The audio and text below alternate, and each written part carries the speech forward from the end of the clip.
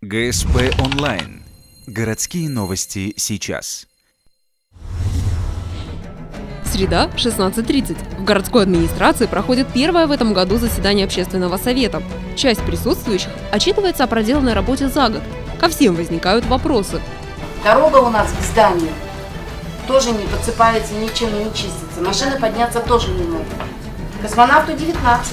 Если это лестницы администрации, то чистить должна администрация. В принципе, на лестнице заключен договор с подрядной организацией на очистку. Там дорога есть тоже. Там подняться нельзя к зданию на Космонавту 19. Лестницу чистит управление ЖКХ. Я поняла, а дорогу? Дороги, если они не наши объекты, мы туда чиститься, в смысле, производить очистку не можем, потому что это не наш объект. Кто его будет чистить?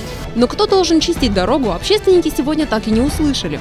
И все-таки главным вопросом на повестке дня становится перспектива развития пассажирских автоперевозок в нашем городе. Обсуждению наболевшей проблемы уделяется почти половина заседания. Упоминается текущая финансовая ситуация муниципального учреждения «Ухтинские пассажирские перевозки». А директор одного из частных предприятий рассказывает, почему в городе мало добросовестных перевозчиков.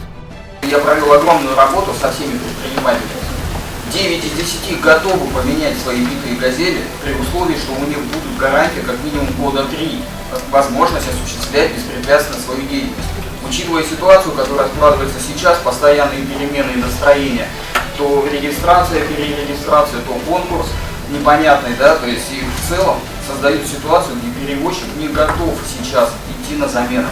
А для решения проблем муниципального предприятия пассажирских перевозок нужны финансирование и обновление автопарка. Столь масштабные меры не подвластны общественному совету. Заместитель руководителя администрации Виктор Тельнов пообещал передать все предложения Игорю Михелю. К слову, благодаря инициативе общественного совета, автобус маршрута номер 3 увеличил свой путь, дополнительно захватывая улицу Зеренова. Так что есть все основания полагать, что проблема с общественным транспортом в скором времени разрешится.